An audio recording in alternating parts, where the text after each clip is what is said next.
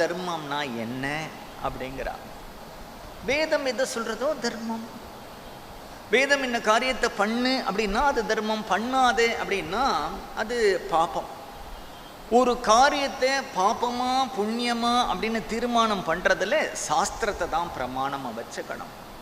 ஏன் அப்படின்னா ஒரு மனுஷன் எனக்கு இது சரின்னு படுறதுனால ஒரு காரியம் பண்ண முடியாது, எனக்கு இது சரின்னு படலை அப்படிங்கிறதுனால ஒரு காரியம் பண்ணாமல் இருக்க முடியாது. மனிதனுடைய மனதுங்கிறது பற்றுடையது, ராகத்வேஷம் உடையது, பக்ஷபாதம் உடையது, பயஸ்டா இருக்கிறதுனால அவன் ஒன்று நினைக்கிறது சரியா இருக்காது. எது பெரியவர்கள் எல்லாம் என்ன சொல்லியிருக்காளோ அதுதான் புண்ணியம், அதுதான் பாபம். நம்ம இன்னைக்கும் ஒரு கோவிலுக்கு போகிறோம், அங்கே சுவாமி இருக்காருன்னு ஏன் நம்புறோம்னா மகான்கள் சொல்லியிருக்காங்க. வீட்டில் ஒரு நெருப்பை மூட்டுறோம், அதில் குழக்கட்டை போனால் பிள்ளையாருக்கு போகிறதுன்னு ஏன் நம்புகிறோம்னா சாஸ்திரம் சொல்லியிருக்கு. இப்போ நம்ம வாழ்க்கையில் எல்லா காரியங்களும் அதோட அடிப்படையில் தானே இருக்குது. தெரிஞ்சோ தெரியாமையோ அதோட அடிப்படையில் தானே இருக்குது. நம்ம நெருப்பு மூட்டி ஒரு ஐயர் குழக்கட்டை போட்டார் அப்படின்னா பிள்ளையார் சாப்பிட்றதை நம்ம பார்க்குறோமா? இல்லை அந்த ஐயர் தான் பார்த்துருக்காரா? இல்லை கனவுல தான் வந்திருக்காரா? ஏன் நம்புகிறோம் அப்படின்னா தஸ்மா சாஸ்திரம் பிரமாணந்தே. இந்த மாதிரி பண்ணினா அப்படி நடக்கும். இப்போ ஒவ்வொன்றுத்துக்கும் சாஸ்திரம் தான் பிரமாணம். எது புண்ணியங்கிறதுக்கும் சாஸ்திரம் தான் பிரமாணம், எது பாப்பங்கிறதுக்கு, எது பண்ணக்கூடாதுங்கிறதுக்கு பிரமாணம். அதனால இங்கே ஒரே சிம்பிளாக ஒன்று என்ன அப்படின்னுட்டா, வேதத்தில் எதெல்லாம் பண்ணலாம்னு சொல்லியிருக்கோ அதுதான் தர்மம், பண்ணக்கூடாதுன்னு சொல்கிறது. அதனால கர்மான்னு எடுத்துட்டாலே நம்ம பண்ண வேண்டிய கர்மான்னு ஒரு கர்மா இருக்குது, நிஷித்த கர்மான்னு ஒரு கர்மா இருக்குது. அவசியம் பண்ண வேண்டியது சில கர்மாக்களை அவசியம் பண்ணியாகணும், சில கர்மால இஷ்டப்பட்டா பண்ணலாம். நீ கோவில் கட்டணும்னு ஒன்றும் தலையெழுத்தில்லை, நீ குளம் வெட்டணும்னு தலையெழுத்தில்லை, ஆனால் நீ பண்ணினா உனக்கு புண்ணியம் உண்டு. ஆனால் மதுபானம் பண்ணக்கூடாது, அது பாப்பம் அப்படின்னா நிஷித்த கர்மா. ஒரு பசுவை வதம் பண்ணக்கூடாது அப்படின்னா அது பண்ணக்கூடாத கர்மா, நிஷித்த கர்மா. ஸோ கர்மாலேயே அவசியம் பண்ண வேண்டிய காரணம்.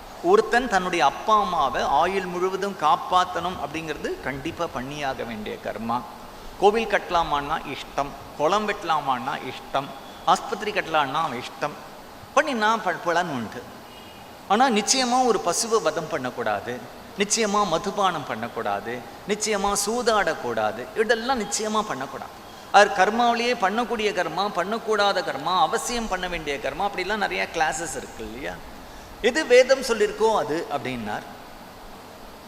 அதனால உலகத்தில் யார் யார் என்னென்ன பாப்பத்தை பண்ணியிருக்கானோ, என்னென்ன புண்ணியத்தை பண்ணியிருக்கானோ அதில் படி வாழறான் அப்படின்னு சொல்லிட்டு இந்த அஜாமிலனுடைய கதையை சொல்றார்.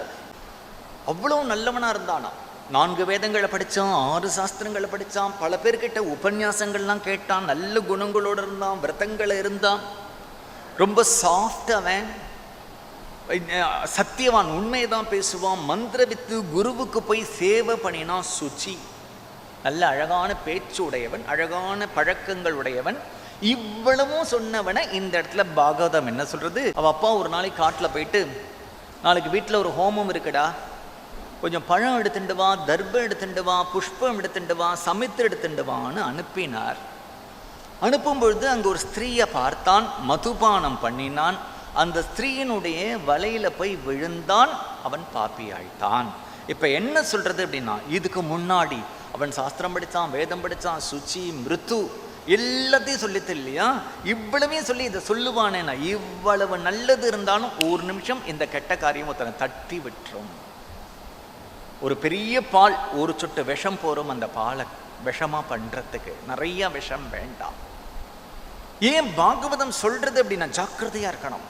ஒரு விளையாட்டா பண்ணி பார்ப்போமே இதில் என்ன இருக்கு அப்படின்னு கூட ஒரு கெட்ட பழக்கத்துக்குள்ள போயிடக்கூடாது. பத்தேலா எப்படி இருந்த அஜாமில, அவனை பார்த்தா நமக்கே பாப்பமா இருக்கும். ஸ்ருதசம்பன்னஹா மந்திரவித்து, மந்திரங்களை ஜபம் பண்ணினவன், சுச்சி, அழகா பேசுவன், ரொம்ப சாஃப்ட்.